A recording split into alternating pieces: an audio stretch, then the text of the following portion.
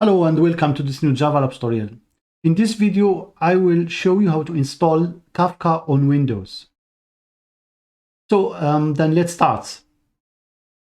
First of all, what is Kafka? Kafka is an event streaming platform which provides the ability to publish, that means to produce or write events, and to subscribe to those events. That means read them and process them. You can store those events either durably or as long as you want. What are events? Events are something which happens in your business, and they have a key, a value, and a timestamp. Like for example, this is an event here. The key is Alice. The event value made a payment of $200 to Bob, and the timestamp one, when does it happen? When does Alice made this payment? As I told, the producers are those client application that's published, means that's write events to Kafka, and the consumer are those applications that subscribe to the events and process them. So where to get Kafka to install? In order to install Kafka, you can go to this link, which I will provide, and try to install the latest. In this tutorial, I used the 3.2.0, but you can, as I told, choose the latest version. Which topic we will cover today? So we will start Zookeeper, because Kafka needs Zookeeper in order to manage data. Then we will start the Kafka broker service, and we will create a topic which we call JavaLab. Then we will write some events to this topic using the kafka-console-producer.bat file, and then we will read those events using the consumer. As I told, they have already installed Kafka and place it, in my case, in this folder. You can place it wherever you want. But before starting, you have to make some configuration. You go here inside the config folder, and we have two files where we want to change something, and this will be minimal change. In the server property file, we will tell Kafka where the Kafka logs will get installed. In my case, I'm telling Kafka that I want to get the logs created and populated in this folder, Kafka logs. Then in the zookeeper properties, and you can keep everything as it is. And in the zookeeper properties .bat, we define the data directory, the directory where the snapshots will get stored. So and that's it.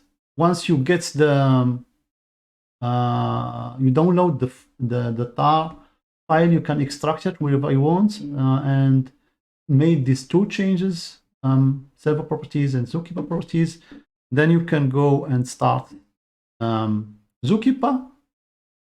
In order to do this, you can go to the directory where the batch files, in our case, since we are on Windows, it's located on below bin Windows, and here you have all the batch files to experiment with Kafka. Here in this folder, you can give in empty, and then Finster will pop up. Then you can start Zookeeper. As you can see here, we have, in order to start Zookeeper, because as I told before, you have to start first Zookeeper before starting Kafka.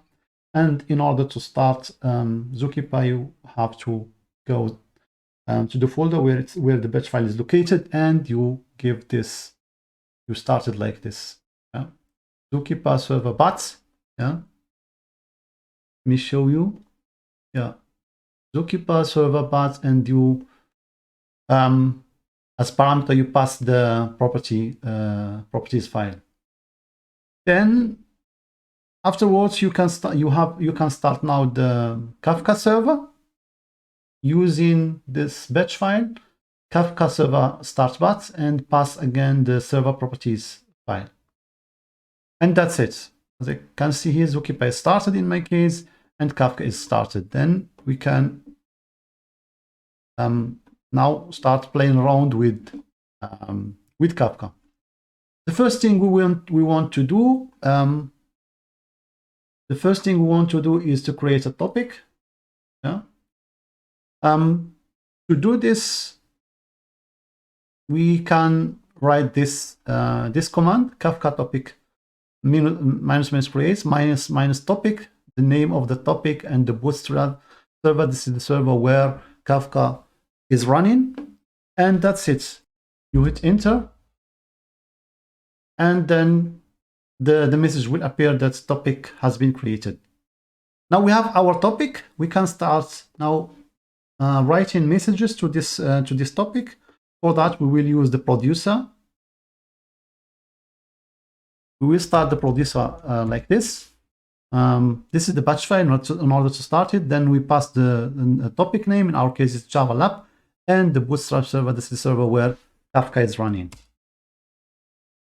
Then the producer now is started. It will start also the consumer.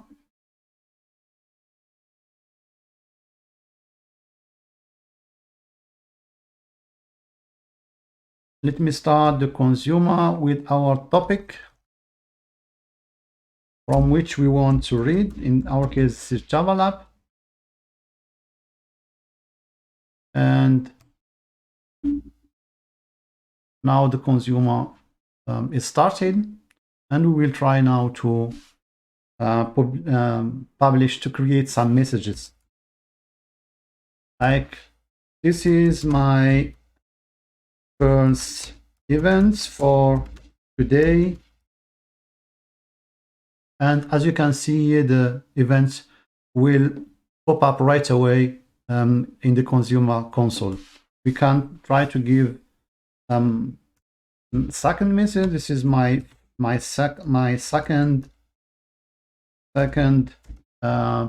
event for today. And this will also pop up in the consumer console.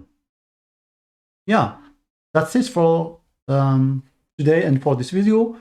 I hope you enjoy it, and let's meet in another video. See you later. Bye.